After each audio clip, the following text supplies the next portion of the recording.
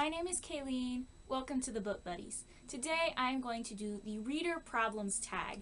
This tag was created by Tiffany from the channel About to Read.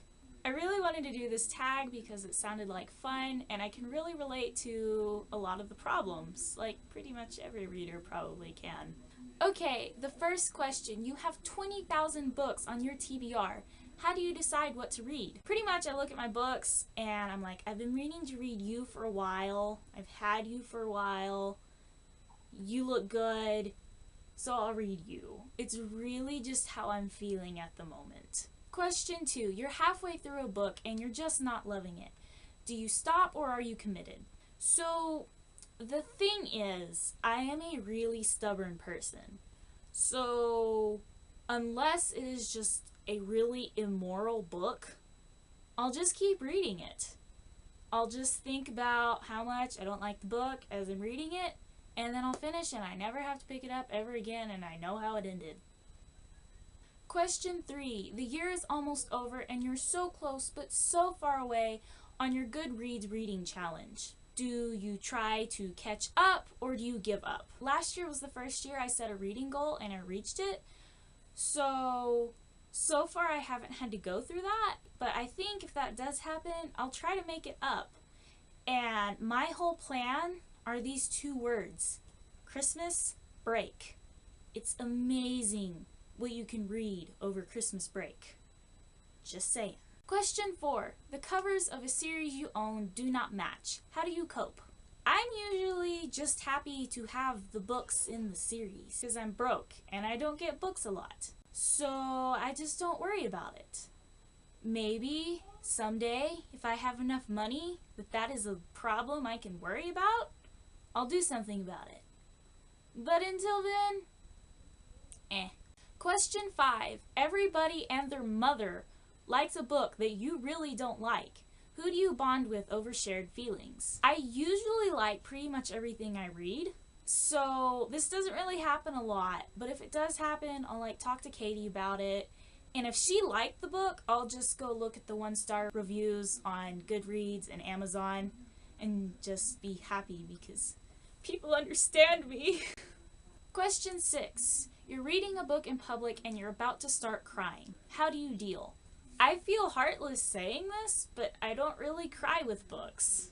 It's never happened before. It almost happened with Allegiant. I was reading in school and I finished it and I just kind of blinked till the tears that were thinking about coming down went away, and then the bell rang, I went to my next class and I was fine.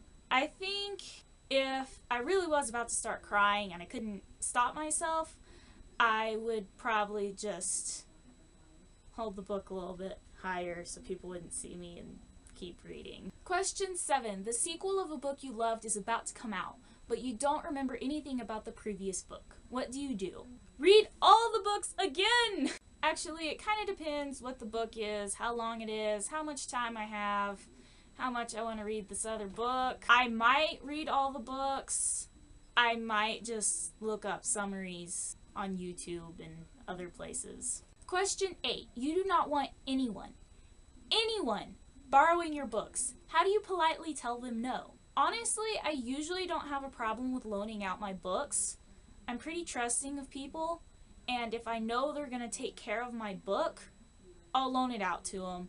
And if something happens to that book, I won't let them borrow my books anymore. There's exceptions to that. I mean, if it was a serious accident, I'll still let them borrow my books. But I've borrowed a lot of books from other people and I really appreciate it when they let me do that. So I really don't have a problem with loaning out books. Now, if I really don't want someone to borrow my book, I'll just tell them that I've had bad experiences loaning out books before and they got returned, damaged, and I'm just not comfortable letting people borrow my books. If they keep pushing the issue, I'll just be like, you're not borrowing my book, now stop asking. Question 9. You've picked up and put down 5 books this month. How do you get out of your reading slump? Like I said, I'm stubborn, so when I pick up a book, I usually don't put it down. But to get out of a reading slump, I really don't push it. I just get on Facebook and YouTube and other things that waste time until I feel like reading again. That's probably not a very good solution because who knows how long that could take. But you know. Question 10. There are so many books coming out that you're dying to read. How many of them do you actually buy? Yeah, I'm broke. So I usually can't buy those books. It's depressing. I need a job. If I have money, yeah, I'll buy whatever I can afford. Question 11. After buying these books that you're dying to read, how many of them do you actually read? Assuming I was able to buy these books, I'll probably read them eventually. I'll get to them. It really just depends, though, how much I actually want to read the book, what books I'm already planning to read, what my mood is when I'm looking at the book. It just depends. Okay, I'm going to tag Katie, obviously, and whoever else wants to do this tag.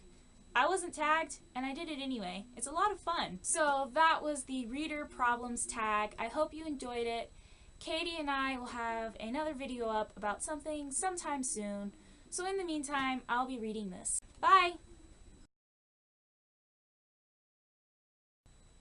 Because I'm broke and I don't get books a lot. I don't know what this is.